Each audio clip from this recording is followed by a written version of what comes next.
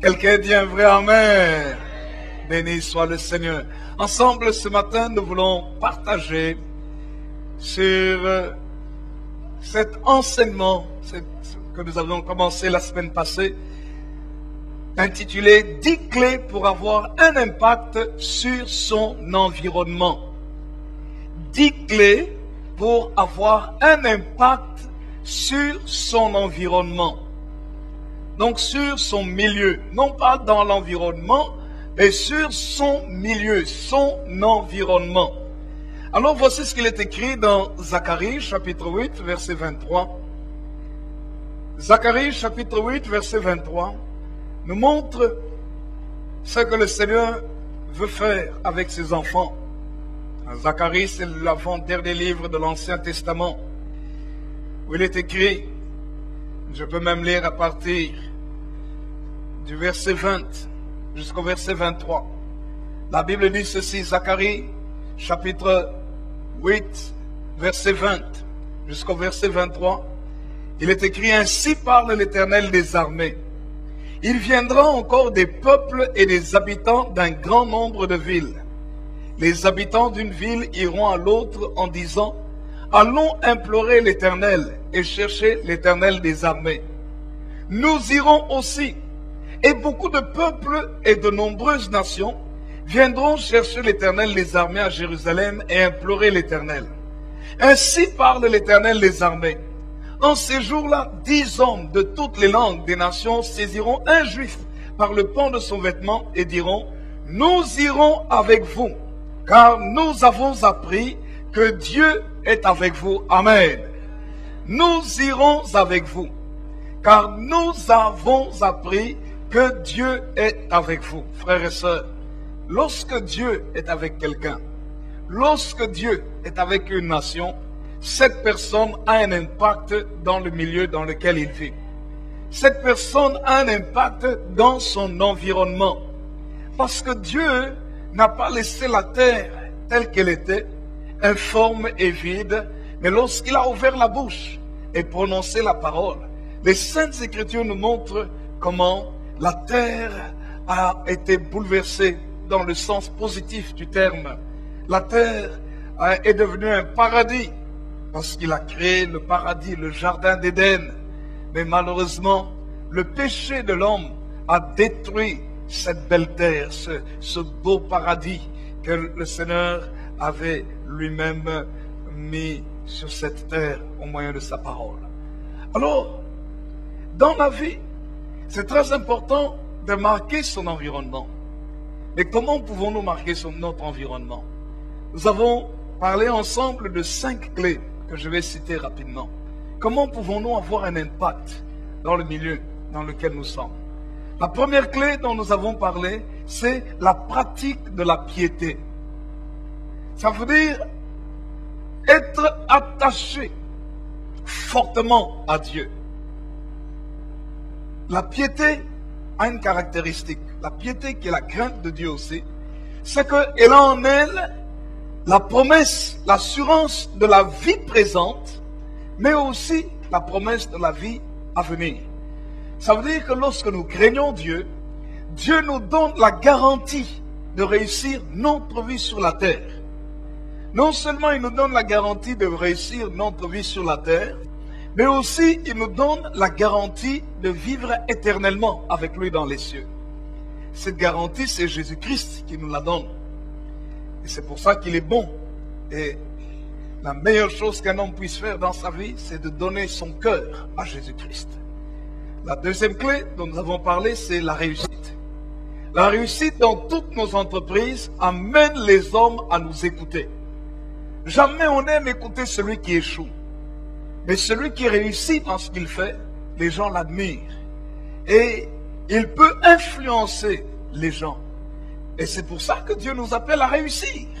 Quand nous lisons dans le livre dans le psaume, au chapitre 1er, les 3 premiers versets, le verset 3 nous dit clairement que celui qui écoute la parole de Dieu, verset 1er, il dit, heureux l'homme qui ne marche pas selon le conseil des méchants, qui ne s'arrête pas sur la voie des pécheurs et qui ne s'assied pas en compagnie des moqueurs, mais qui trouve son plaisir dans la loi de l'Éternel, qui la médite jour et nuit.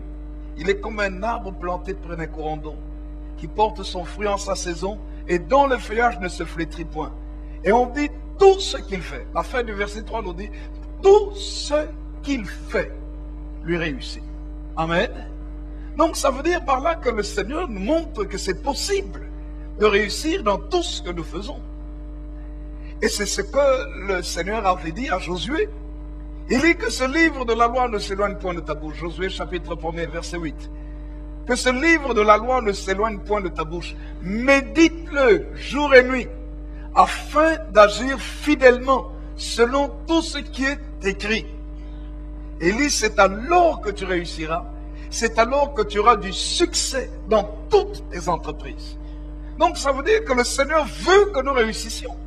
Et quand quelqu'un échoue dans sa vie, il ne peut pas condamner Dieu. Parce que la volonté de Dieu pour nous, c'est la réussite. Si nous échouons, il ne faut pas voir du côté de Dieu. Il faut voir ce que nous n'avons pas fait. Parce que Dieu nous donne dans la Bible les principes qu'il faut pour pouvoir réussir dans notre existence. Alléluia. Béni soit le Seigneur. La troisième clé, c'est apprendre à être généreux. Apprendre à donner aux autres. La Bible dit dans le livre d'Ecclésiaste, jette ton pain, au chapitre 11, jette ton pain à la surface des eaux, et avec le temps, tu le retrouveras. Amen. Pour dire qu'il est important de pouvoir partager. Dis, donne ta part à 7 et même à 8, parce que tu ne sais pas quel malheur peut arriver sur la terre. C'est-à-dire, apprends à faire du bien autour de toi. Quand tu fais du bien autour de toi, le jour où toi-même tu seras dans le malheur, les gens là auront été tellement touchés qu'ils viendront aussi te faire du bien. Mais si tu ne fais jamais de bien, ne t'attends pas à ce que le jour où tu as un problème, les gens aient envie de te faire plaisir. Quelqu'un dit un vrai amen. Dites à votre voisin, il faut apprendre à ouvrir sa main et à donner aux autres aussi. Amen. La quatrième clé dont nous avons parlé, c'est la gentillesse et la bonté. Il faut apprendre à être gentil. La gentillesse et la bonté attirent la sympathie des autres. Si tu es méchant, tu parles mal, tu te plains tout le temps, les gens ne vont pas être attirés par toi. Ils ne vont pas te trouver sympathique.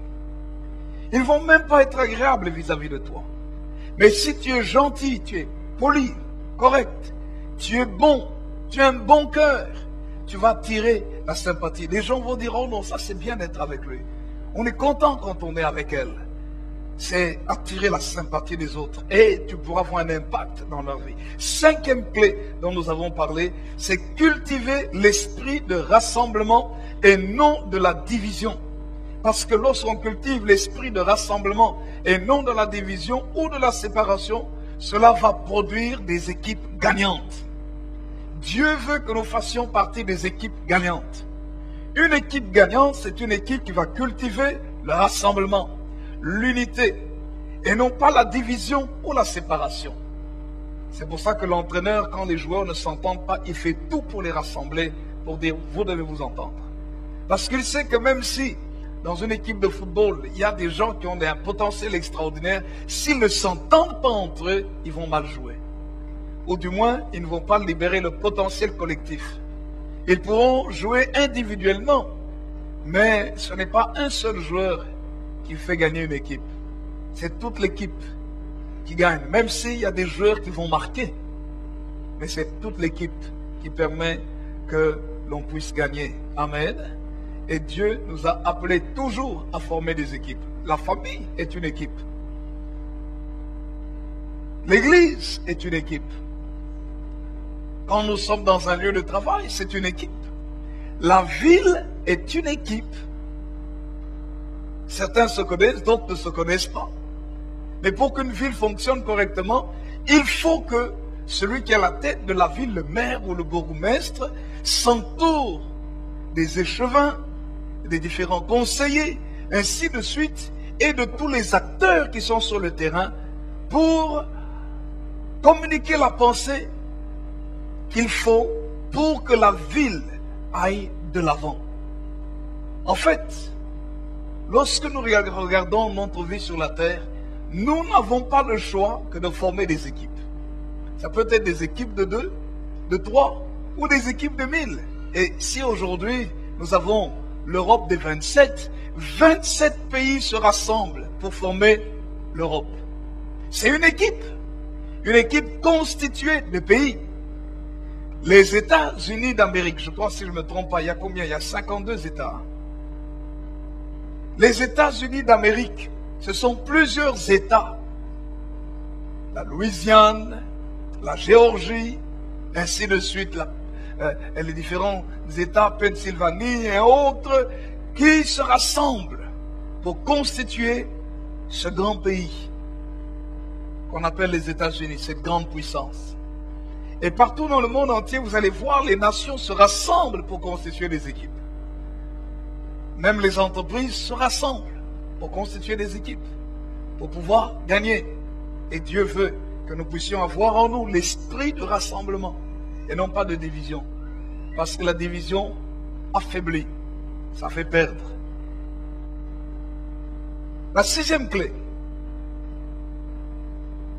que nous voulons voir, qui est la première d'aujourd'hui, donc 6e clé. La 6e clé que nous voyons aujourd'hui, nous la trouvons dans notre lecture de Luc au chapitre 14. Lisons ensemble Luc chapitre 14.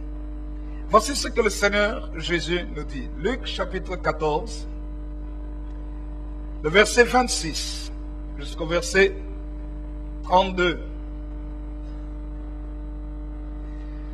Des grandes foules étaient en train de suivre le Seigneur Jésus. Vous voyez encore l'équipe, la foule, qui était en train de suivre le Seigneur Jésus. Et il se retourna et il leur dit, c'est bon. Au verset 26, Luc chapitre 14, verset 26 et les suivants, il est écrit, si quelqu'un vient à moi, et s'il ne hait pas son père, sa mère, sa femme, ses enfants, ses frères et ses sœurs, et même sa propre vie, il ne peut être mon disciple. Et quiconque ne porte pas sa croix et ne me suit pas, ne peut être mon disciple. Car lequel de vous, s'il veut bâtir une tour, ne s'assied d'abord pour calculer la dépense et pour voir s'il a de quoi la terminer, de peur qu'après avoir posé les fondements, il ne puisse l'achever et que tous ceux qui le verront ne se mettent à le railler en disant « cet homme a commencé à bâtir et il n'a pu achever ». Ou quel roi, s'il va faire la guerre à un autre roi, ne s'assied d'abord pour examiner s'il peut, avec 10 000 hommes, marcher à la rencontre de celui qui vient l'attaquer avec 20 000. Alléluia. Nous continuons, parce que nous lisons jusqu'au verset 32. Verset 32. S'il ne le peut, tandis que cet autre roi est encore loin, il lui envoie une ambassade pour demander la paix. Amen. Quelqu'un dit un vrai amen. Qu'est-ce que nous voyons ici? Nous voyons ici le Seigneur nous parler des ressources que l'on possède. Et il dit ici, si quelqu'un veut le suivre, il doit faire un choix. Et il y a un verbe fort qui est écrit ici dans la traduction, il dit s'il ne hait. Mais Dieu ne nous appelle pas à la haine des membres de nos familles. La haine, c'est avoir des mauvais sentiments vis-à-vis d'eux. Mais, lorsque nous comprenons ce qui est écrit ici, c'est de mettre la priorité. Dieu doit être, Jésus doit être la priorité par rapport à notre père, notre mère, notre femme, nos enfants, nos frères, nos sœurs et même notre propre vie. Il doit être en premier lieu.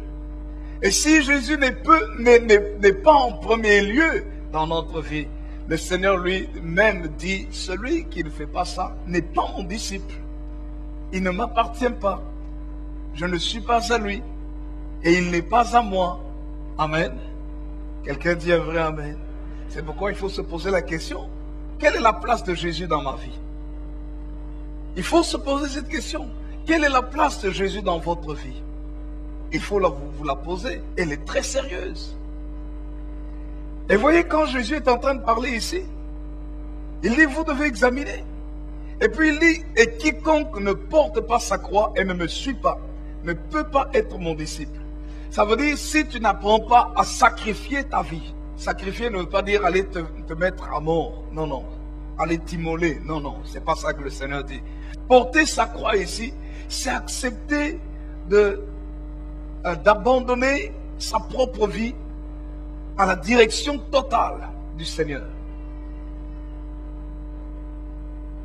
Que le Seigneur lui-même dirige toute ta vie, les moindres détails de ta vie, qu'il en soit le maître, c'est-à-dire que tu marches selon ses principes, non pas selon tes désirs, parce que les principes du Seigneur sont toujours les meilleurs.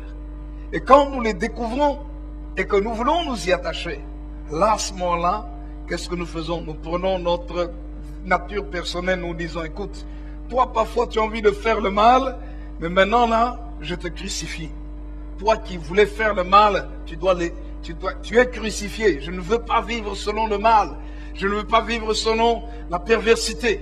Je ne veux pas vivre selon les mauvais sentiments, les mauvaises paroles, les mauvaises actions. Je veux vivre selon les principes de Dieu. Amen. Quelqu'un dit un vrai Amen. Béni soit le Seigneur. Alors vous voyez, frères et sœurs, ce que nous trouvons dans ce texte ici, c'est que le Seigneur nous appelle à gérer correctement nos ressources.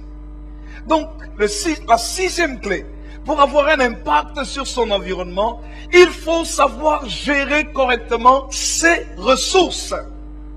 Et quelles sont les ressources dont le Seigneur parle dans ce texte ici? Nous voyons qu'il y a les ressources spirituelles et physiques. Les ressources spirituelles, notre relation avec le Seigneur, la vie de prière, la parole de Dieu, les promesses du Seigneur, ce sont des ressources qui peuvent nous permettre d'aller loin dans notre vie, de réussir dans notre existence. Alors il faut savoir gérer ça correctement. Le deuxième type de ressources, c'est l'argent que l'on a. Les moyens matériels, les moyens financiers, ce sont les ressources que j'appelle les ressources économiques. Les moyens que l'on a. Parce que le Seigneur lui-même dit, si quelqu'un veut bâtir une tour, qu'est-ce qu'il va faire? Il ne va pas commencer tout de suite.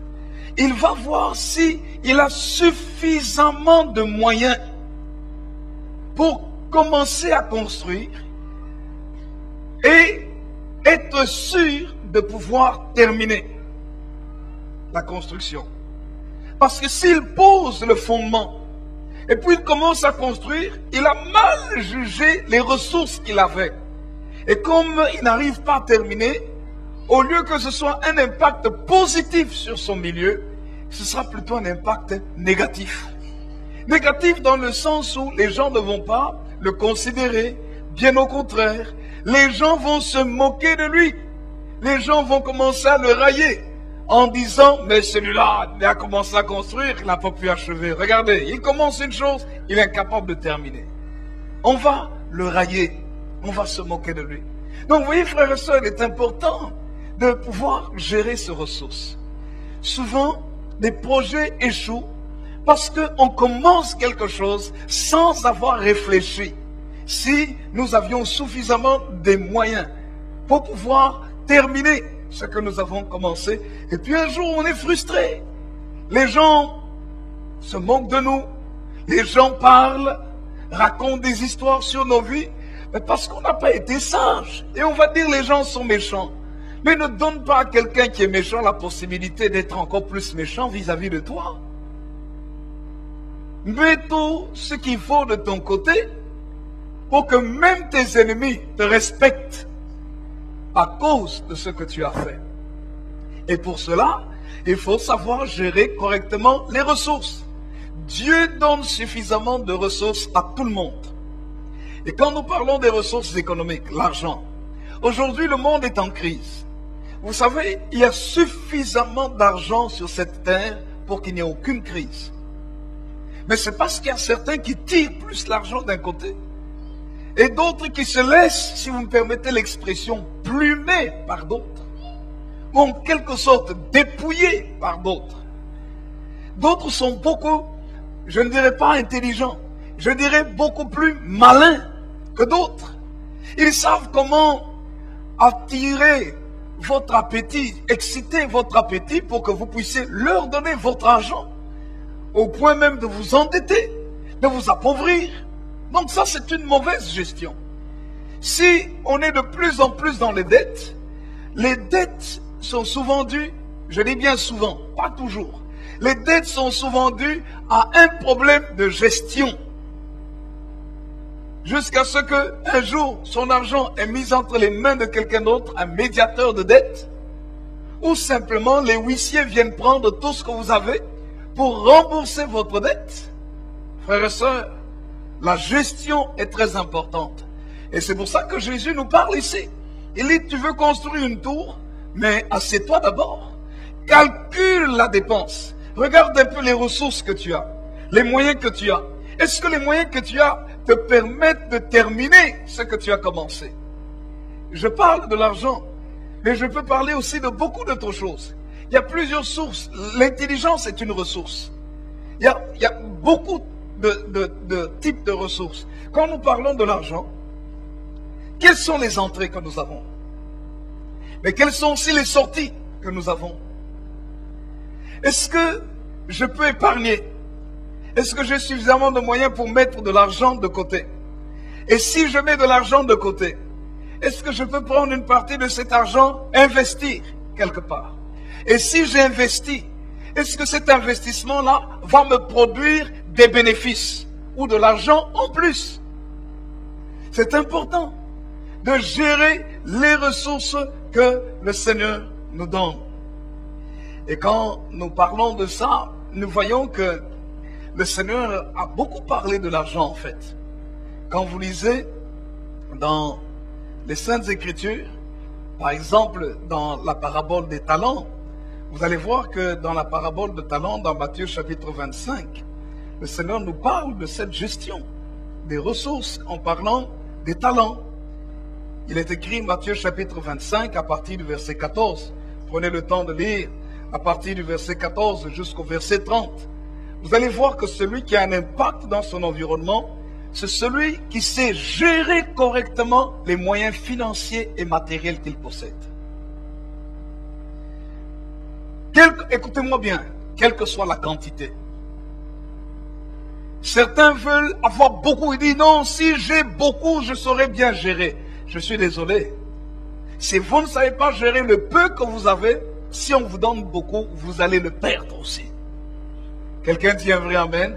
Dites à votre voisin, il faut apprendre à gérer le peu, même le peu que l'on possède. Il faut apprendre à le gérer correctement. Regardez ce qu'il est écrit dans la parabole des talents. Dans la parabole des talents, bon, je ne vais pas prendre le temps, je ne vais pas lire, mais je vais juste lire quelques versets. Il est écrit ceci au verset 14, Luc 25, verset 14. Il en sera comme d'un homme qui partant pour un voyage appela ses serviteurs et leur remit ses biens. Il donna 5 talents à l'un, 2 à l'autre et 1 au troisième, à chacun selon sa capacité. Et il partit, nous disent les Saintes Écritures. Il a donné 1 talent à l'un, c'est de l'argent ou de l'or. Et 1 talent, c'est environ 49 et quelques pourcents, quelques kilos. On peut arrondir ça à 50 kilos. Supposons qu'on donne 50 kilos d'or à quelqu'un, mais en valeur monétaire. À un autre, on lui a donné, on a donné à l'un 5 talents. Ça fait à peu près 250 kilos d'or, l'équivalent de 250 kilos d'or. Et le lingot d'or aujourd'hui, je crois, si je ne me trompe pas, il doit être aux alentours de 30 000, plus de 30 000, quelque chose comme ça. Plus de 30 000 euros. Et vous faites 30 000 fois 150. C'est quand même beaucoup d'argent. Mais on donne. Et c'est pour montrer dès le départ que Dieu est un Dieu généreux qui veut donner à ses enfants. On donne à l'un 5 talents, à l'autre 2 talents. À un et au troisième, 1 talent. Et la Bible nous dit, à chacun selon sa capacité. Donc, Dieu sait ce que tu peux gérer et ce que tu ne peux pas gérer. Il y a des gens, quand ils n'ont pas d'argent, ils ont un peu, vous le voyez, ils vivent bien, ils sont corrects avec tout le monde, ils sont polis, ils s'occupent de leur famille. Ils n'ont pas grand-chose, hein, mais ils s'occupent de leurs femmes, ils s'occupent de leurs enfants, ils sont bien dans la société. Vous leur donnez beaucoup d'argent, ils deviennent fous. Ils ne s'occupent plus de leurs femmes, ils sont à gauche, à droite avec d'autres femmes. Les enfants qu'ils avaient, ils ne s'en occupent plus. Ils ont des enfants à gauche, à droite, et même des enfants qu'ils ne connaissent même pas. Les amis, avant ils étaient respectueux avec les amis, mais quand ils ont eu des moyens financiers, les mêmes amis qui viennent vers eux, qui peut-être eux sont restés au même niveau de la vie matérielle et financière, mais regardez comment ils les méprisent. Ils disent, ça va, maintenant pour me voir, écoute, je n'ai pas le temps, il faut prendre rendez-vous. Ah bon, moi je suis ton ami, je dois encore prendre rendez-vous pour toi, avec toi. Vous voyez? C'est pour ça qu'il y a des gens à qui Dieu ne donne pas l'argent. Parce que Dieu sait que c'est leur rendre un mauvais service. Alléluia. Dieu sait qu'ils ne leur rendent pas un bon service. Alors c'est pour ça, quand tu n'as pas beaucoup, dis Seigneur, bon, donne-moi de gérer correctement le peu que j'ai. Dites un vrai amen. Dites un vrai amen. En fait, tu peux tester ton propre cœur. Que fais-tu quand tu as plus d'argent que d'habitude? Tu fais quoi? Est-ce que tu penses d'abord à donner ta dîme? Quelques-uns disent oui. Mais j'ai déjà vu des gens qui ont dit, moi quand j'aurai autant, quand ils ont peu, ils sont fidèles avec Dieu. Mais il dit, quand j'aurai autant, voici ce que je ferai pour l'église. Je vous assure, on prie pour eux, on prie, Seigneur. Et Dieu les bénit, ils ont même plus qu'autant là. Et ils disparaissent. Vous posez la question aux administrateurs, dans la dîme là, est-ce qu'il y a eu quelque chose? Rien du tout, vous comprenez? Ils n'ont rien fait. Et bien sûr, d'ailleurs, on les voit même, ils n'ont plus suffisamment même de temps pour le Seigneur. Ils n'ont plus de temps pour la vie de l'église. Alors, vous comprenez que des gens comme ça, pour que Dieu leur donne, c'est difficile. Parce qu'ils savent, Dieu sait que ça ne sert à rien de lui donner. S'il lui donne, ben, au lieu de s'occuper ne fût-ce qu'un peu de son église, mais il ne va pas le faire. Il va dépenser son argent comment? Il va dépenser son argent, aller dans les restaurants, et là il commande n'importe quoi, même ce que son estomac est incapable de manger. Il va commander parce qu'il faut commander. Il n'a pas l'habitude de manger des huîtres, mais parce que ça fait bien, il va commander des huîtres. Il n'a pas l'habitude de manger du foie gras, mais puisque ça fait bien, du foie gras, des truffes, il va commander. Il va manger. Il n'a pas l'habitude de manger le saumon. Mais puisque ça fait bien, oh, on va manger du poisson cru. Non, frères et sœurs. Vous le voyez, puis bon, il n'a pas fini son plat, on a amené beaucoup de plats, et puis bon, c'est pas grave, et puis il mange à peine, et puis on doit jeter la nourriture, et puis il laisse au garçon, au serveur, un gros pourboire en disant, tiens, pour montrer que non, tu vois, tu es en face de quelqu'un qui a quelque chose. Mais les pauvres qu'il voit à côté, les pauvres avec lesquels lui-même il vivait, il ne pense pas à eux. Il ne pense pas à eux. Et vous comprenez pourquoi Dieu ne donne pas beaucoup d'argent à certaines personnes. Même qui prient, hein. Parce qu'il suffit que Dieu vous teste. Et je vais vous dire une chose. En fait, Dieu vous a déjà testé plusieurs fois. C'est la vérité. Et vous ne savez même pas que c'est Dieu qui est en train de vous tester. Vous avez quelqu'un qui vient, qui vous donne une bonne somme. Vous faites quoi avec ça? Oh non, c'est les soldes. Ah, ça fait longtemps que je n'ai plus de vêtements. Tu dépenses tout ton argent dans les vêtements. Dieu t'a testé en disant non, mauvais gestionnaire. Tu as de l'argent. Et non, voilà, je vais faire tout le tour, je vais parcourir, je vais aller à la mer, je vais aller ici, je vais aller faire tel magasin. J'ai tel vêtement là qui est dans ce magasin de luxe là, je vais l'acheter un simple pull. Et je vais l'acheter juste parce qu'il porte la griffe, le nom de quelqu'un là. Il faut absolument que j'ai ce pull-là. Quelqu'un le regarde, il ne voit même pas, c'est extraordinaire. Toi, tu dis non, c'est extraordinaire. Pourquoi c'est extraordinaire? Non, regarde ici, regarde ici. Non, mauvais gestionnaire. Quelqu'un dit un vrai amen. Mauvais gestionnaire. Tu n'auras jamais d'impact sur la société si tu ne gères pas correctement ce que Dieu te donne. La Bible dit, l'un avait reçu 5 talents, l'autre avait reçu 2 talents, le dernier avait reçu 1 talent. Mais j'aime celui qui avait reçu les 5. Il a reçu ses ressources. Qu'est-ce qu'il est parti faire? Il a travaillé. Il a travaillé. Il a gagné 5 autres talents. Le deuxième aussi, il est parti. Il a travaillé avec son argent. Et son argent a produit aussi 2 autres talents. Donc il a vraiment fait un grand, ils ont tous les deux premiers ont fait un grand travail.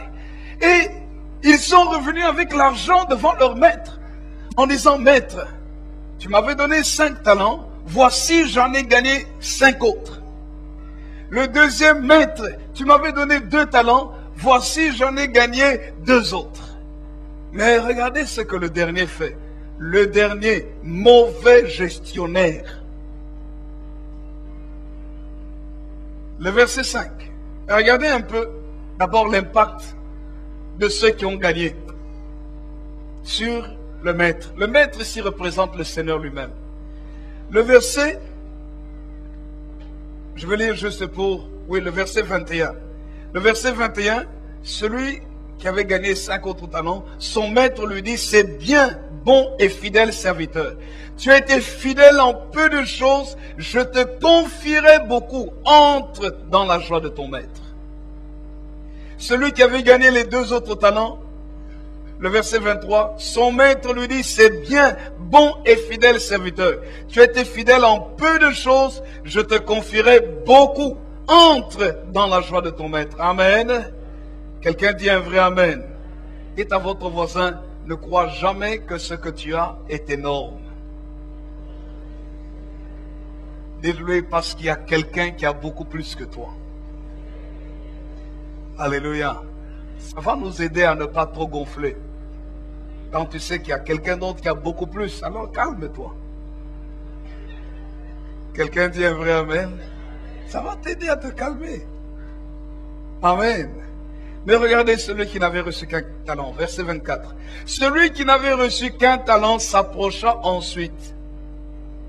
Et il dit, Seigneur, je savais que tu es un homme dur, qui moissonne où tu n'as pas semé et qui amasse où tu n'as pas vanné. J'ai eu peur. Et je suis allé cacher ton talent dans la terre. Voici, prends ce qui est à toi. Regardez ce que son maître lui répond. Son maître lui répondit, verset 26, Matthieu 25, 26. Serviteur méchant et paresseux, tu savais que je moissonne où je n'ai pas semé et que j'amasse où je n'ai pas vanné. Il te fallait donc remettre mon argent au banquier et à mon retour, j'aurais retiré ce qui est à moi avec un intérêt. Ôtez-lui donc le talent et donnez-le à celui qui a les 10 talents. Car on donnera à celui qui a, et il sera dans l'abondance, mais à celui qui n'a pas, on ôtera même ce qu'il a. Et le serviteur inutile, jetez-le dans les ténèbres du dehors, où il y aura des pleurs et des grincements de dents. Amen. Quelqu'un dit un vrai amen? Voilà ce que la Bible dit.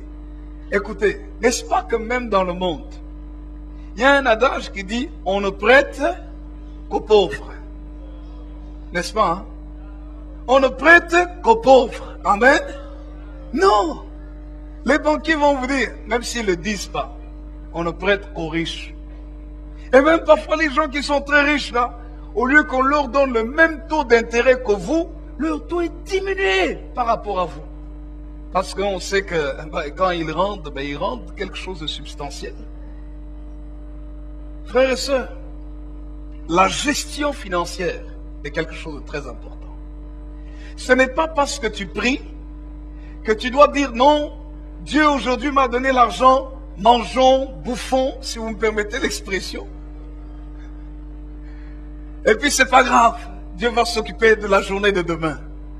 Non, non, tu dois être un bon gestionnaire. Quelqu'un dit un vrai amen. Quelqu'un dit un vrai amen. Il faut bien gérer même le peu que tu as. Ça veut dire quoi? Je vais revenir un peu dans des enseignements que j'ai déjà donnés plusieurs fois. Quand tu as un salaire, qu'est-ce que tu fais avec ton salaire? La première chose avec ton salaire, c'est de prendre ce qui revient à Dieu. C'est-à-dire ta dîme. Tu prends le 10e. Si tu as 1000 euros, tu prends juste 100 euros. Tu dis, ça, c'est ce que je vais donner au Seigneur. Parce que c'est lui qui m'a donné la force de travailler. C'est lui qui m'a donné l'énergie. C'est lui qui m'a donné la sagesse, l'intelligence. C'est dans sa grâce, même si j'ai cherché, mais c'est dans sa grâce que j'ai pu obtenir ce travail-là. C'est dans sa grâce que je suis resté en bonne santé pour qu'on me chasse pas du travail. Et qu'on me paye mon salaire. Alors pour remercier mon Créateur, voici j'amène dans sa maison le 10e, ma dîme. Même si je gagne 20 000 euros, je prends 2 000, c'est ma dîme. Je gagne 100 000 euros, je prends combien? 10 000, ça n'a rien à voir avec la quantité. C'est un principe. Le 10e, je l'amène dans la maison de Dieu. Pourquoi est-ce que je le fais? Je le fais par reconnaissance au Seigneur.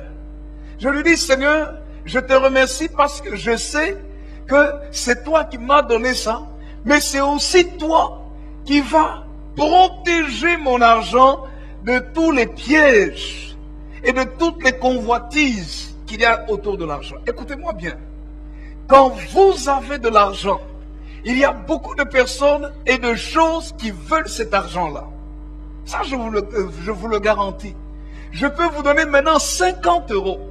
Tant que vous ne les avez pas, vous allez voir, les choses ne vous appellent pas. Mais je vous donne 100 euros.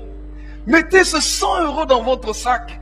Allez dans le magasin. Vous allez entendre les choses qui vous parlent. Achète-moi, achète-moi, achète-moi, achète-moi. Vous allez entendre les choses qui vous parlent. Je vous donne 100 euros, quelqu'un est à côté de vous. Tant que vous n'avez pas d'argent, il ne regarde à rien. Il ne vous regarde même pas. Ou peut-être, bon, il vous regarde, il vous tolère. Mais dès que vous avez l'argent, vous devenez intéressant. Vous voyez, frères et sœurs, ce que l'argent que tu possèdes, il est appelé par d'autres personnes et d'autres choses. Dès que tu as une somme, cette somme-là est l'objet de convoitise. Des objets qui peuvent dire non, nous voulons que tu échanges. Même des choses inutiles. Et derrière aussi, il y a la puissance satanique qui veut prendre l'argent des hommes pour pouvoir les amener dans une situation de crise et de dépendance. En les introduisant dans des dettes, des crédits inutiles pour pouvoir les attacher, les lier. La Bible nous parle clairement de ces choses. C'est pourquoi le Seigneur nous dit que lorsque tu as de l'argent, amène une partie. C'est pas grand chose qu'il demande. Il dit amène une partie dans ma maison. Pour quelle raison? C'est parce qu'il veut amener une protection sur ton argent. Nous avons un système d'alarme ici à l'église. Aussi bien dans le sanctuaire, dans le bâtiment administratif. Pour que le système d'alarme fonctionne, tous les mois, nous devons payer à la société. Un jour ici, un frère est arrivé le matin. Il ne savait pas qu'il y avait le système d'alarme. Il avait la clé. Il a ouvert et puis subitement, il y a eu des gens qui sont venus le bloquer. Et il dit, mais c'est mon église. Il dit, non, non, non, monsieur, vous ne pouvez pas entrer ici. Est-ce que vous avez le code? Oh non, non, non, mais c'est mon église, j'ai l'habitude de venir ici. C'était tôt le matin. Alors on me téléphone. On dit, monsieur, nous avons arrêté une personne ici. Est-ce que vous la connaissez? Et puis on cite le nom de la personne. Je dis, ah oui, c'est telle personne. Laissez-la. Et on l'a laissée. Sinon, on l'embarquait. Alléluia.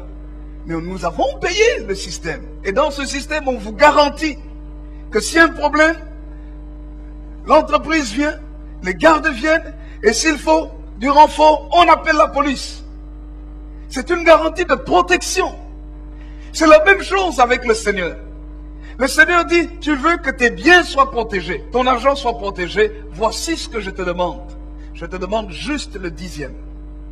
Et quand tu donnes le 10e, Dieu dit, je garantis de te protéger des voleurs. C'est ce que Malachie chapitre 3 verset 10 et les suivants nous disent. Beaucoup de gens ne comprennent pas ça. Ils ont l'impression que quand on donne la dîme, on enrichit le pasteur ou on enrichit l'église. Non, tu t'enrichis toi-même. Moi qui vous parle ici, moi, vous savez, tous les mois, je donne ma dîme. Et je donne même plus que ma dîme. Je donne plus. Pourquoi? Parce que j'ai envie que Dieu protège ce qui est à moi. Je veux que Dieu protège le travail et le salaire de mon épouse. Je veux que Dieu protège les biens, le peu d'argent que mes enfants peuvent avoir. Je veux que Dieu protège. Alors je donne plus en disant, Seigneur, tu vois, j'ai fait ma part, protège. Je veux que Dieu protège ma vie financière et matérielle pour m'éviter de faire des dépenses inutiles. Que quand je suis quelque part, je ne sens pas que l'argent veut fuir de mes mains. Comme un oiseau. Vous savez, l'argent, c'est comme un oiseau. Hein? Un oiseau sauvage. Pas un oiseau apprivoisé. Un jour, au Congo, j'avais un singe. Vous savez, quand on est enfant, on aime, surtout en Afrique, on aime les singes. Moi, on aimait les animaux. Et puis un jour, voilà que j'ai demandé à mon père de m'acheter un singe. Et puis on l'a acheté un singe. Et ce singe-là, on l'a gardé chez nous. Bon, on l'a gardé dans la parcelle. Et puis il y avait une voiture qu'on n'utilisait pas. On a fait de cette maison la voiture du de cette voiture la maison du singe. Et chaque fois qu'on devait sortir le singe, il fallait qu'on l'attache. Et puis on pouvait le promener, et puis bon, et puis le soir, quand on le mettait là-dedans, et puis souvent on se rendait compte que le singe arrivait, je ne sais pas comment, à baisser la vitre et à sortir, et à fuir. Mais comme il était attaché, ça allait. Un jour, le singe a disparu. Vous savez ce qui s'était passé? Il avait simplement fui. Il est parti là où il était. Là où il était habitué. À ses anciens propriétaires. Il a disparu. On a essayé de le chercher. Bien sûr, on n'a jamais retrouvé. Il a disparu. L'argent, c'est comme un singe. C'est pourquoi on dit monnaie de singe. L'argent, c'est comme un singe qui n'est pas apprivoisé. Tu crois qu'il te ressemble. Tu crois que tu peux jouer avec lui. Un jour, quand tu dors là, quand tu ne fais pas attention, il a disparu. Il est parti. Essaye de le rattraper. C'est pour ça que Dieu veut que nous donnions la dîme. Parce que quand nous donnons la dîme, il attache cet argent à nous. Et il le sécurise. De telle manière que nous pouvons l'utiliser correctement. Que lorsque des dépenses inutiles viennent, il nous donne la sagesse de gérer. Non, ça c'est plus important. Tu dois payer ton loyer. Et puis quelqu'un, un menteur, une menteuse de ta famille en plus, te téléphone. Tu reçois ton salaire, supposons, 2000 euros. À 2000 euros. Et tu as un crédit où tu dois payer peut-être 1000 euros, supposons. C'est le chiffre comme ça que je donne. 1000 euros ou 800 euros. Mais tu as aussi des dépenses de la maison, des factures, tu dois payer l'équivalent. Le total, ça peut être, voilà, 1500 au total. Et il te reste 500 pour peut-être économiser ou autre. Et puis voilà, un malhonnête sait que tu gagnes autant. Et te téléphone en disant, non, ici, c'est vraiment la situation la plus catastrophique. Si tu n'envoies pas l'argent, nous allons tous mourir. Et cet argent qu'on te demande là, c'est l'équivalent de ton loyer. Tu dois payer 1500 euros de toutes tes charges. Tu fais quoi? Tu dis, oh non, non, non, non, c'est vrai, sans vérifier. Et souvent à ce moment-là, c'est comme si on t'embrouille, tu ne vérifies pas. Tu prends l'argent et tu dis non. Il y a ma famille d'un côté et il y a mon loyer de l'autre côté. Qu'est-ce que je fais? Et puis tu envoies l'argent à ta famille ou à ta belle famille ou à tes cousins, cousines, ou oncles, autres. Tu envoies l'argent. Mais le problème, c'est que tu ne sais pas comment remplacer cet argent-là pour pouvoir payer ton loyer. Mauvaise gestion. Parce que la banque va te réclamer l'argent. Tu vas payer plus. Ou tu pourras avoir des problèmes avec ton propriétaire. Tu vas fragiliser ton contrat. Tu vas fragiliser ta confiance. Pourquoi? Parce que tu as mis des mauvaises priorités. Quelle est ta première priorité? Ta propre famille. Et la garantie d'un bon logement pour ta propre maison. Quelqu'un dit un vrai amen. Quelqu'un peut dire un vrai amen. Et le reste, débrouille-toi. Mais tous les mois, la première chose que tu dois payer, c'est ton loyer, ton crédit hypothécaire et tes factures, gaz, eau, électricité. Parce que c'est ce qui te permet de vivre sous un toit, dans la chaleur, en te donnant la possibilité de te laver, de préparer la nourriture. En fait, ce sont les premières nécessités de vie, les nécessités de base qui sont pour toi. Tu ne peux pas prendre l'argent de ton loyer et distribuer comme ça. C'est une mauvaise gestion. C'est comme ça que certains, les huissiers, viennent prendre les biens dans leur maison. C'est comme ça que certains, les propriétaires, les traînent en justice.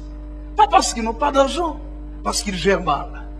Pourquoi est-ce qu'ils gèrent mal? Parce qu'ils ont des coups de folie. Pourquoi? Parce que parfois ils sont simplement envoûtés. Quelqu'un l'appelle, il a fait des incantations avant, et il l'appelle, il dit écoute, tu dois, et parfois il utilise un ton autoritaire, ou la manipulation, en disant si tu ne le fais pas, ici pour nous c'est foutu. Ou bien si tu ne le fais pas, nous te renions, tu vas rester tout seul, tu n'es plus de notre famille. Alors vous avez peur, vous tremblez, embrouillez, et puis qu'est-ce qu'on va faire si je ne le fais pas? Tout le monde va parler, toute la famille sera contre moi. Tu prends, tu envoies, et tu restes dans des problèmes. Et puis après quand tu vérifies, c'était un mensonge. Ils ont dit non, d'ailleurs l'argent que tu as envoyé là, c'était pas suffisant. Et vous avez fait quoi avec? Non, non, ce que nous avons fait, il y avait tel là qui était venu, il y avait une fête là, alors nous sommes partis, nous avons donné pour la fête là-bas. Frères et sœurs, alléluia.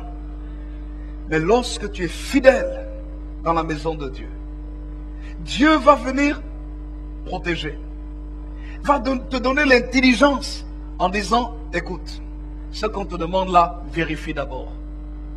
Ce qu'on te demande là, tu peux le faire autrement. Tu peux aider, mais aide autrement. Ou Dieu va te dire, ne le fais pas. Parce que c'est un piège. Les choses que tu vas acheter, elles ne sont pas nécessaires. Ou bien, si elles sont nécessaires, ne les achète pas à cet endroit-là. Attends un peu. Je vais te conduire vers un autre endroit où tu vas acheter la même chose, mais de loin moins cher. C'est comme ça que Dieu protège nos finances. Et comme ça que même avec peu, tu peux faire beaucoup de choses. Si tu apprends à gérer correctement les ressources que Dieu te donne. Quelqu'un dit Amen. Les ressources humaines, les personnes avec qui on est, les ressources humaines, c'est aussi des moyens que Dieu nous donne. Les gens avec lesquels tu es, les gens qui font quelque chose pour toi, c'est une ressource. Les gens qui te conseillent, c'est une ressource. Les gens qui t'aident, c'est une ressource. Les gens qui travaillent pour toi, c'est une ressource.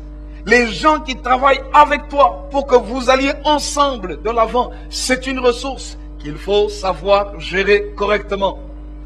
Il y a des gens qui ne savent pas gérer les relations. C'est très mauvais. C'est le 7e point. 7e point, pour avoir un impact dans son environnement, il faut savoir gérer correctement ses relations. Dites à votre voisin, il faut bien gérer ses relations. Alléluia. C'est très très important de savoir gérer correctement ses relations. Le Seigneur Jésus veut que nous puissions gérer correctement nos relations, bonnes ou mauvaises, agréables ou difficiles. C'est pourquoi il est écrit dans Luc chapitre 6, le verset 27. Mais je vous dis, à vous qui m'écoutez, dit le Seigneur Jésus, aimez vos ennemis, faites du bien à ceux qui vous haïssent. Verset 28. Bénissez ceux qui vous maudissent et priez pour ceux qui vous maltraitent. Versets 27 et 28. Verset 35 maintenant et 36. Il est écrit, mais aimez vos ennemis, faites du bien et prêtez sans rien espérer, et votre récompense sera grande et vous serez fils du Très-Haut, car il est bon sur les ingrats et sur les méchants. Verset 36, soyez donc miséricordieux comme votre Père est miséricordieux. Alléluia. Quelqu'un dit Amen. Qu'est-ce que le Seigneur nous dit ici? Le Seigneur nous dit qu'il faut gérer les relations. Parce que quand tu as quelqu'un qui t'aime, mais tu vas l'aimer aussi. Verset 32 nous dit, mais si vous aimez ceux qui vous aiment, quel gré vous en saura-t-on? Les pécheurs aussi aiment ceux qui les aiment. Ça veut dire, qu'est-ce que vous faites d'extraordinaire si vous aimez seulement ceux qui vous aiment? Mais même ceux qui sont difficiles, des amis, des gens qui ont un caractère compliqué, et même des ennemis, comment est-ce que vous vivez la relation avec eux? Pour avoir un impact dans son environnement, la 7e chose que nous disons, c'est qu'il faut savoir gérer correctement ses relations. Dites Amen. Dites un vrai Amen. Dites à votre voisin, je dois gérer correctement mes relations. C'est très important. Aujourd'hui, vous savez, les hommes ont des problèmes. Il y a de plus en plus de divorces. D'où viennent les divorces? Problèmes relationnels. Comment gérons-nous la relation? D'abord, écoutez-moi bien. Comment gérons-nous la relation avant le mariage? Nous sommes des enfants de Dieu. Ce n'est pas parce que tu es un enfant de Dieu que tu peux te permettre n'importe quoi avant le mariage. Je vais vous dire une chose, frères et sœurs. Quand il y a un enfant de Dieu, ou bien une jeune fille ou un jeune garçon, que je porte dans mon cœur comme presque mon enfant, et que je vois avant le mariage, il gère mal, il se comporte mal. J'ai mal dans mon cœur pour lui. Vous savez pour quelle raison? Parce qu'avec l'expérience, je sais que les années après, il aura des problèmes. C'est ça le problème. Lui, il va dire, non, nous nous aimons. Non, tu peux aimer, mais il faut savoir calculer. Si tu commences à construire aujourd'hui, est-ce que dans 10 ans, ta construction va s'achever? Est-ce que dans 20 ans, ta construction va aller loin? Si tu construis sur le sable mouvant, si tu construis sur un terrain qui est calme, mais ce terrain-là, c'est un terrain sujet à des tremblements de terre, ta maison un jour va s'écrouler. Ton mariage un jour va tomber. Si tu te fiancies, ou avant le mariage, qu'est-ce que tu fais? Tu dis non, nous nous aimons, tu donnes ton corps, vous êtes dans le lit, le même lit, vous faites tout ce qu'il faut faire. J'aimerais te garantir que tu auras des problèmes dans le futur. Pour quelle raison? Mais parce que tu goûtes un fruit avant qu'il ne soit mûr. Et tu es en train de manger des fruits interdits. Parce que la parole de Dieu dit, tu veux être heureux? Tu veux que Dieu garde ton mariage? Réserve-toi. Ne donne pas ton corps. Oui, mais j'ai les sensations. Si tu as les sensations, la Bible dit, au lieu de brûler, qu'il se marie. C'est ça que la Bible dit. Oui, mais moi, je n'ai que 26 ans. Et alors? Est-ce que tu es suffisamment mûr pour pouvoir gérer cette femme-là? Tu dis non, j'ai les sensations. Les sensations ne garantissent pas la relation. Je répète, les sensations ne garantissent pas la relation. Je répète encore, les sensations ne garantissent pas la relation. Non, Tu peux avoir des sensations aujourd'hui, mais tous les jours, tu ne vas pas vivre avec les sensations. Tu ne vas pas te lever le matin aux sensations. À midi, aux sensations. À 4 heures, aux sensations. Le soir, aux sensations. À 3 heures du matin, aux sensations. À un moment donné, l'autre va dire, sens interdit. Arrête-toi. Donc, il n'y a pas de garantie. Alléluia. Ce n'est pas les sensations. La vie n'est pas constituée simplement des choses que, oh non, je sens, j'ai besoin de ça. Non, non. Dans la vie, supposons un jeune homme. Tu épouses une personne. Oh, nous nous aimons, papa, je veux l'épouser. Ok, je l'aime, d'accord, tu la prends. Tant que tu étais sous le toit paternel, ton père paie le loyer, les factures, l'eau, l'électricité, le chauffage, tout ça. Même la nourriture, tu revenais à n'importe quelle heure, il y avait toujours de la nourriture dans le congélateur, tu pouvais aller manger. Maintenant, quand tu te maries, ne viens pas demander à ton papa l'argent du loyer. Il va te dire, hé petit, tu as voulu te marier, débrouille-toi. Il va t'aider peut-être premier, deuxième, troisième mois. Après, il va te dire, tu es suffisamment grand, débrouille-toi. C'est-à-dire, tu dois prendre la responsabilité. Et puis même s'il t'aide tout le temps, ta femme va te dire, mais ton papa là, il doit tout le temps payer le loyer pour nous. Et toi, tu es un homme ou tu n'es pas un homme? Donc si elle te dit ça, tu auras des problèmes. Tu vas dire, tu me dis ça à moi. Mais je suis un homme, non. Mais écoute, tu ne payes pas le loyer. Non, je suis un homme, non. Mais les factures, c'est toujours tes parents qui payent. Je suis un homme, même la nourriture, tu dois aller chercher l'argent chez papa et maman pour me nourrir. Donc tu n'es pas un homme. Ah, qu'est-ce que tu dis? Donc tu me dis, tu dois me respecter. D'ailleurs, il est écrit, femme, soyez soumise. Rien du tout. Rien du tout. Alléluia. Voyez, frères et sœurs, il faut savoir gérer correctement les relations. Il y a des relations qui sont très importantes, telles que la famille. Mais pour former la famille, avant le mariage, il faut savoir comment faire. Jeunes filles célibataires, jeunes hommes célibataires. Il ne faut pas qu'on vous retrouve dans des situations bizarres. Oh non, nous nous aimons. Non, rien du tout. Nous nous respectons l'un l'autre. Parce que nous voulons construire quelque chose de grand, de solide. Aujourd'hui, beaucoup pleurent dans les ménages et dans les mariages.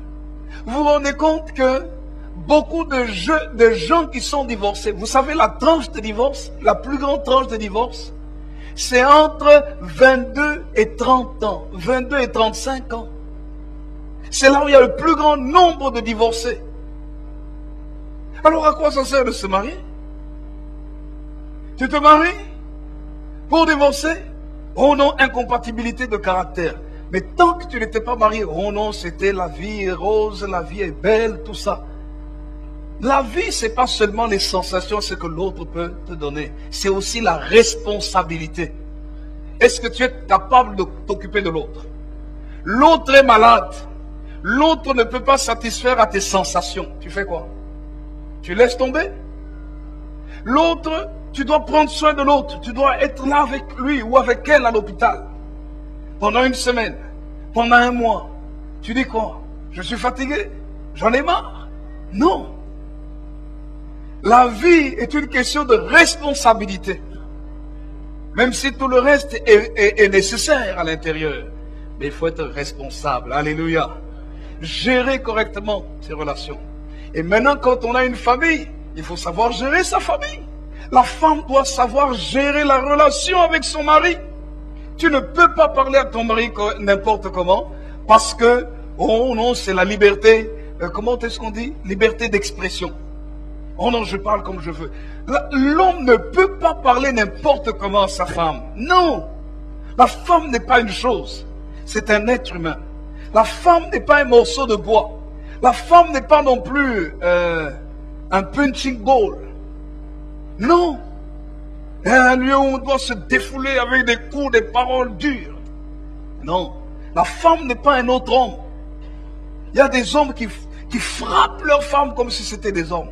Les hommes comme ça, il faut les prendre. Prendre un autre homme, vous le mettez ensemble dans un ring, il dit, battez-vous maintenant ici.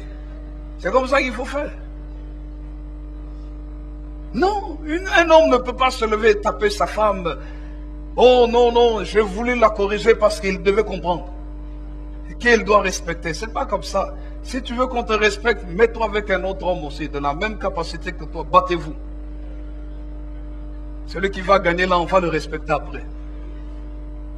Mais qu'il te connaisse bien aussi d'abord. Quand il t'a bien connu, tu vas sentir ce que ça fait à la femme. Et tu vas arrêter de le faire. D'ailleurs, il faudrait même prendre quelqu'un qui est plus fort que toi.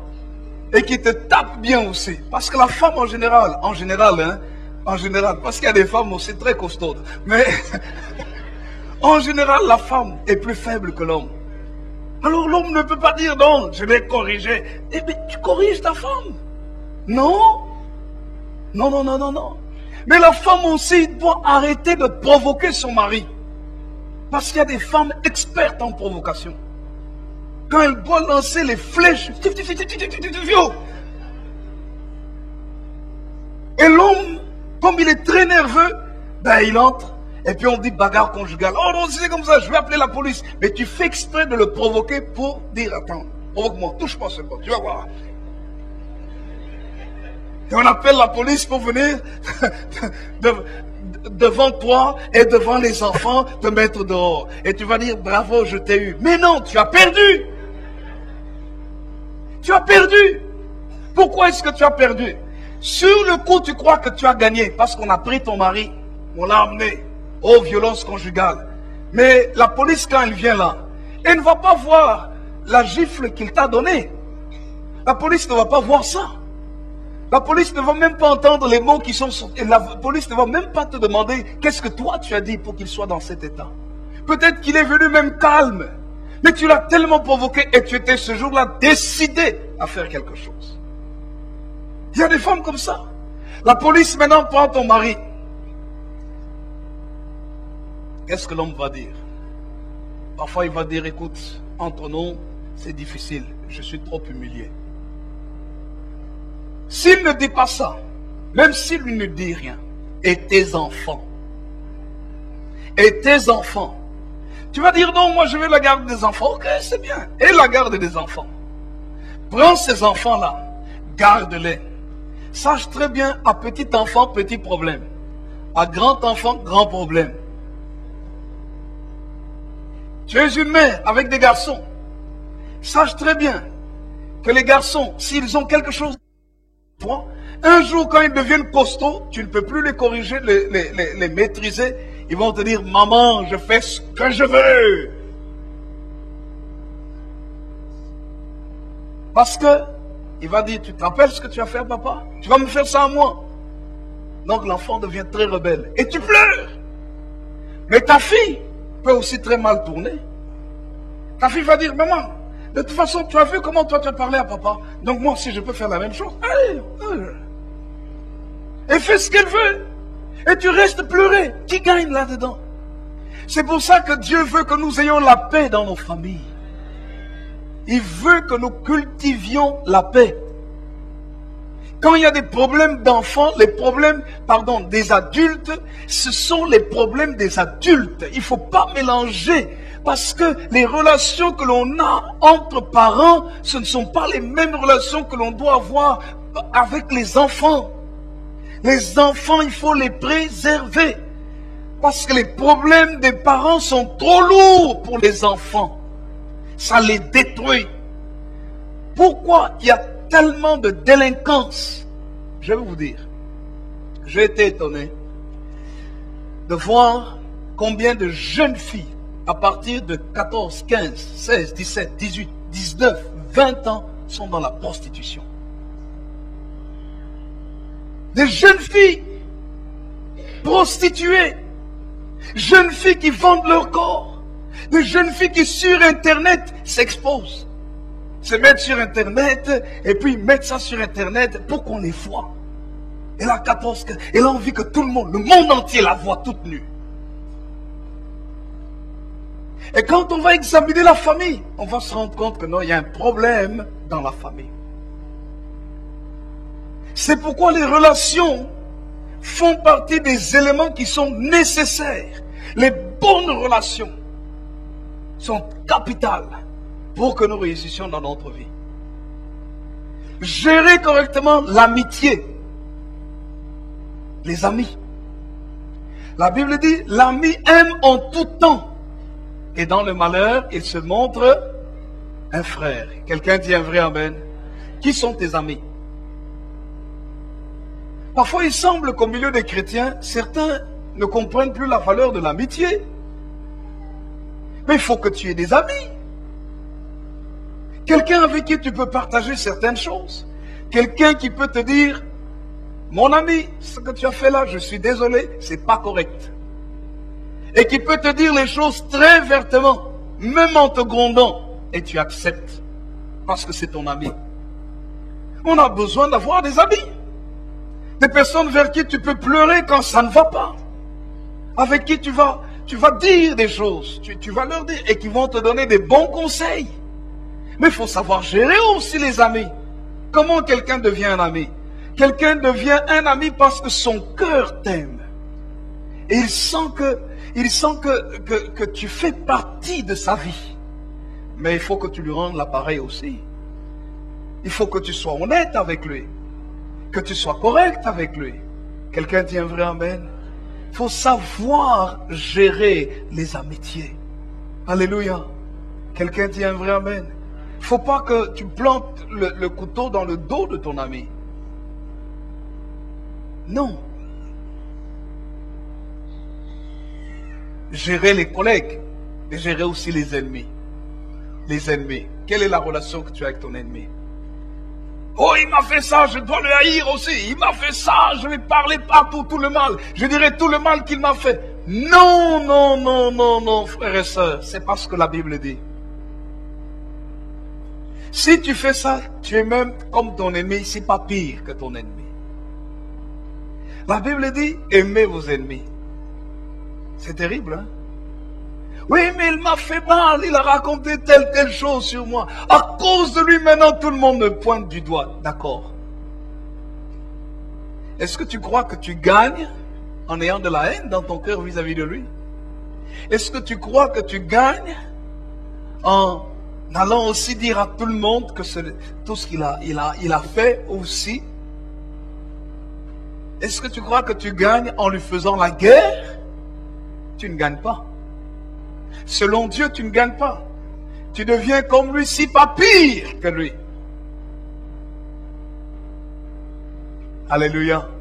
Dites à votre voisin, il faut aimer ses ennemis. C'est difficile, hein? Mais c'est biblique. Dieu le dit parce que si tu aimes tes ennemis, tu deviens supérieur à tes ennemis. Et tu places Dieu de ton côté pour que lui-même te défende.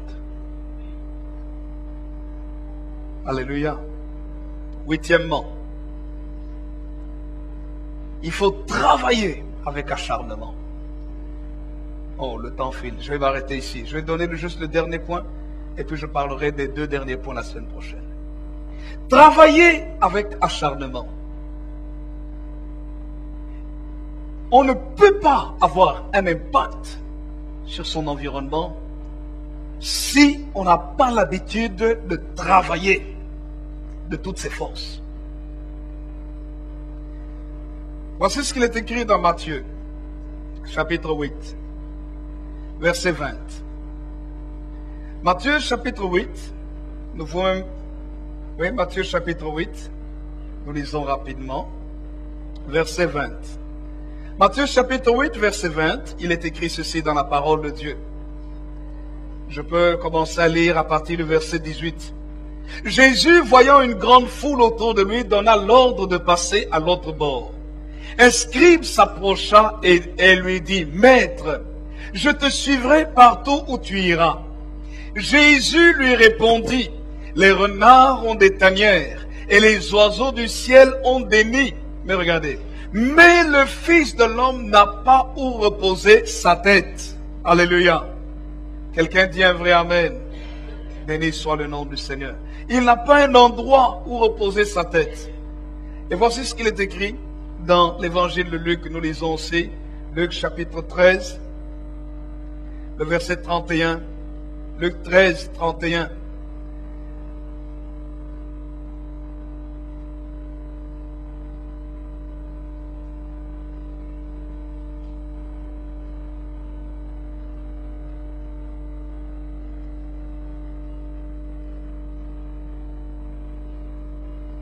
Luc chapitre 13, verset 31. Ce même jour, quelques pharisiens vinrent lui dire, vinrent dire à Jésus, va-t'en, pars d'ici, car Hérode veut te tuer. Il leur répondit, allez, dites à ce renard, voici je chasse les démons, et je fais des guérisons aujourd'hui et demain. Et le troisième jour, j'aurai fini. Mais il faut que je marche aujourd'hui, demain et le jour suivant, car il ne convient pas qu'un prophète périsse hors de Jérusalem. Alléluia. Jésus était acharné au travail pour la construction du royaume de Dieu. Il s'occupait des gens. Même quand l'adversité venait, on le menaçait par le roi Hérode. Et les gens viennent dire, voilà, Hérode, le roi veut te tuer. Jésus dit, allez dire à ce renard, voici je chasse les démons et je fais des guérisons aujourd'hui et demain. Et le troisième jour, j'aurai fini. Ça veut dire quoi? Le travail que je dois faire, je vais le faire. Je ne vais pas arrêter de le faire. Quelqu'un dit un vrai amen? Dites un vrai amen. Il faut faire partie de ceux qui travaillent. Vous, mes jeunes sportifs là, vous qui êtes dans les équipes de football, vous qui êtes dans le sport, si vous voulez avoir un impact, vous n'avez pas le choix. Il ne faut pas attendre l'entraînement pour vous entraîner. C'est que même en dehors de l'entraînement, allez faire un footing. Allez jouer. Entraînez-vous. Étudiez les techniques. Il faut travailler. Et quand vous êtes à l'entraînement, si d'autres sont distraits, ne soyez pas distraits. Travaillez sérieusement. Vous, mes jeunes étudiants, si vous voulez avoir des bons points dans les études, mais n'attendez pas la période de blocus pour étudier. Travaillez. Quand c'est le temps, l'heure d'aller à l'école, aller à l'université, aller dans votre cours, allez, suivez le cours sérieusement. Et quand le cours est terminé, revenez chez vous ou allez à la bibliothèque, ou si vous voulez venir étudier au calme ici à l'église, il y a des locaux où vous pouvez vous enfermer calmement. Venez étudier. Si vous ne comprenez pas la matière, nous avons une équipe ici qui s'occupe de tout le monde, de l'école primaire jusqu'à post-universitaire, jusqu'au niveau du doctorat. Nous avons une équipe ici pour vous aider à réussir. Et c'est la volonté de Dieu que vous puissiez réussir. Mais, écoutez, il n'y a pas de réussite, même si on a du talent, il n'y a pas de réussite probante, de réussite marquante, de réussite qui a un impact si on ne travaille pas. Il faut travailler durement. Dites à votre voisin, il faut travailler durement. Quelqu'un dit un vrai amen. Dites un vrai amen. Il faut travailler durement. Jeunes gens, il ne faut pas être là tout le temps avec la PlayStation, PSP, PlayStation, Game Boy, Nintendo, la Wii et autres, tous vos jeux là, non, ou ordinateur, toutes sortes de jeux. Prenez le temps, allez travailler. Mettez plus du temps dans le travail que dans les loisirs. Mettez plus du temps à travailler qu'à vous amuser. C'est le secret pour avoir l'impact. Vous savez que la plupart des chefs d'entreprise qui vont loin dans leur entreprise, en général, ils travaillent plus que les employés. C'est eux qui font les heures supplémentaires. Mes frères et sœurs qui êtes dans les ministères, vos membres de comité, responsables de ministère, votre ministère n'ira jamais suffisamment loin si vous ne travaillez pas à votre ministère. Il ne faut pas croire que moi qui suis votre pasteur, que quand je viens ici, je n'ai pas travaillé. Il ne faut pas croire que chaque fois que je viens, je dis non, je vais compter sur le Saint-Esprit. Le Saint-Esprit va m'inspirer, je ne lis pas ma Bible, je ne prépare pas mon message, et puis je viens, je me place là, je dis, oh cher Saint-Esprit, aujourd'hui tu vas m'inspirer, et je commence à ouvrir la bouche et je prêche. Non, non, non. Ça peut marcher une fois, deux fois, trois fois, mais ce n'est pas tout le temps. C'est pour ça que dans la parole de Dieu, vous voyez qu'il y a toute une structure de la Genèse à l'Apocalypse. Il y a une structure. Quand vous lisez les écrits de l'apôtre Paul, il y a toute une structure à l'intérieur. Il y a une évolution dans la Bible. Et tu ne peux pas évoluer si tu ne prends pas le temps de t'asseoir et de connaître le chemin de l'évolution. C'est la même chose dans le travail. Dieu nous appelle à travailler de façon acharnée. Quelqu'un dit un vrai amen. Vous êtes chez vous à la maison. Vous avez du temps. Arrangez, travaillez dans votre maison. Arrangez votre maison correctement. Et vous allez voir que vous allez gagner. Vous êtes dans votre lieu de travail. Travaillez, soyez acharnés. Il y a une tendance dans ce monde. La tendance qu'il y a, c'est que les gens veulent travailler de moins en moins. Vous savez, ça arrange certaines personnes. Celles qui veulent être de plus en plus riches ne vont pas vous dire qu'il faut travailler de moins en moins. Au contraire, voir qu'est-ce qu'il faut faire. Quel contrat il faut avoir. Ils sont en train de travailler, ils gèrent les choses. Quand ils ont fini le travail au bureau, chez eux à la maison, ils sont maintenant sur l'ordinateur. Ils travaillent, ils travaillent. Parfois, ils passent des nuits blanches. Ils travaillent la nuit pendant que vous dormez et c'est eux qui vont vous diriger. Vous allez travailler pour eux parce qu'ils travaillent plus. Tu vas aller loin dans tes entreprises, dans tes affaires, dans ton commerce, dans tout ce que tu fais. Tu dois avoir en toi la culture du travail acharné. Le travail, comme quelqu'un dit, c'est la santé. C'est la vérité. Et Dieu a dit une chose. Je bénirai le travail de tes mains. Quelqu'un dit un vrai amen. Dites amen. Je bénirai le travail de tes mains. Travail. La Bible dit tout travail mène à l'abondance. Tu veux aller loin. Tu veux plus d'onction du Saint-Esprit. Plus de présence du Saint-Esprit, travaille, jeûne, prie, lis la Bible, viens à l'église, parle du Seigneur. Et tu vas voir que tu vas augmenter dans la présence de Dieu, dans la connaissance de Dieu, dans les choses de Dieu. Tu vas grandir. Mais c'est la même chose aussi dans tous les autres domaines. Si nous voulons aller loin dans ce que nous faisons, quel que soit le domaine, nous ne devons pas être de ceux qui croisons les bras. Non. Non. Nous ne devons pas être de ceux qui attendent seulement qu'on leur dise « fais ceci, fais tel travail ». Nous ne devons pas faire partie de cette catégorie. Pour être la tête et non la queue, frères et sœurs, comme le Seigneur a dit, il faut travailler. Tu ne peux pas être le numéro 1 si tu fais le même travail que tout le monde. Le numéro 1 travaille plus. Et Dieu veut que tu sois numéro 1. Et si tu dois être numéro 1, tu dois comprendre que le travail t'exige de la discipline. Dites discipline. Il faut la discipline. C'est-à-dire ta vie doit être ordonnée, organisée. Tu ne peux pas te lever à n'importe quelle heure. Tu dois te discipliner. Si tu dis non, mais mon corps est habitué à vivre en désordre, tu dois maintenant commencer à discipliner ton corps à vivre en ordre. Tu dois dormir à des heures convenables, pour te lever à des heures convenables et faire ce qui est convenable. Ta vie doit être ordonnée, organisée, disciplinée. Ton temps doit être géré correctement. Les amis viennent chez toi, tu vas pas passer, tu as du travail pour demain et tu vas pas passer toute la journée à causer avec eux et puis alors que vous causez, vous ne dites rien d'essentiel, et puis tu vas passer toute la nuit à travailler, et le lendemain tu seras fatigué à ton lieu de travail. Tu ne pourras pas libérer ton potentiel. Dis-leur, écoute, notre causerie là, est-ce qu'on ne peut pas la remettre à une autre fois parce que j'ai du travail? C'est l'ordre, l'organisation et la discipline. On ne peut pas réussir dans sa vie si on n'est pas ordonné, si on n'est pas organisé, si on n'est pas discipliné. Les dossiers que tu as, les documents que tu as, mais tu dois savoir où se trouvent les documents importants.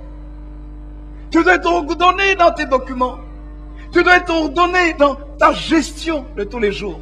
Tu dois travailler avec diligence. Alléluia. Même dans l'église, Le Seigneur ne nous appelle pas à croiser les bras. Vous savez, un jour, quelqu'un est venu. Un jour, une sœur est venue faire un stage ici à l'église. Et ce stage, c'était un stage de secrétariat. Elle croyait que quand on vient à l'église, tout ce qu'on fait, c'est on s'assied et on prie et on chante des cantiques. C'est ce qu'elle croyait. Alors elle a posé la question, est-ce que je peux venir faire un stage à l'église ou ça? Elle croyait que ça allait être relax. Elle est venue à l'église. Tous les jours, elle devait venir à l'heure, comme à son travail, et terminer à l'heure aussi. Vous savez, à la fin de tout son stage, elle était fatiguée. Elle dit, ah bon, je ne savais pas qu'il y avait autant de travail dans l'église. Mais l'église, ce n'est pas seulement la prière, les chants et la louange. Il y a tout le reste aussi. Il y a l'administration, il y a les relations, il y a les contacts, il y a les lettres. Il y a beaucoup de choses que l'on fait. Ainsi de suite. Alléluia. Il faut avoir la culture du travail. Quelqu'un dit un vrai amen. Dites à 3 personnes au moins, nous devons travailler avec acharnement. À 3, dites-le à 3 personnes au moins. À 3 personnes au moins. Amen. C'est pour ça qu'il faut inculquer cette culture dans nos maisons aussi. Dans la vie des enfants. Quand je vois malheureusement les jeunes filles d'aujourd'hui, j'ai l'impression que les jeunes filles n'aiment pas travailler. C'est pas bien. Jeunes filles, si vous ne travaillez pas, vous affaiblissez votre futur. Vous n'aurez aucun impact sur la vie de votre mari. Parce qu'un homme peut vous aimer parce que vous avez des belles dents. Mais quand vous êtes marié, un jour il ne voit plus ses belles dents. Est-ce que tu lui as préparé la nourriture comme il faut? Ou bien tu as brûlé? Parce que quand tu as mis la nourriture, tu étais en train de regarder les feux de l'amour. Et puis ça a brûlé. Il va t'excuser une fois, une deuxième fois, mais la troisième fois, il va dire, mais toi tu brûles tout le temps la nourriture. Oui, mais les feux de l'amour, mais tu comprends. Non, non, tu sais chérie, là les chéris ça passe plus. Parce qu'il a besoin de manger une bonne nourriture. Donc si tu n'es pas habitué à travailler, tu auras une maison sale. Tu auras un mari insatisfait. Quelqu'un dit un vrai amen. L'homme doit travailler, la femme doit travailler, les jeunes gens doivent travailler. Nous devons avoir la culture du travail acharné. Tu fais un ministère technique, audiovisuel, service d'ordre. Ne soyez pas de ceux qui se contentent de quoi? De l'à peu près. Ne soyez pas de ceux-là. Soyez de ceux qui allaient plus loin. Qui disent, nous allons donner tout ce qu'il faut. Tous nos efforts. Nous allons mettre toute notre énergie là-dedans. Et nous allons y arriver. Nous allons faire des exploits. Parce qu'avec Dieu, nous pouvons faire des exploits. Je vous assure, si nous travaillons de toutes nos forces, Dieu va nous donner d'avoir un impact dans notre environnement. Amen. Que le Seigneur nous bénisse et qu'il bénisse sa parole. Béni soit le Seigneur.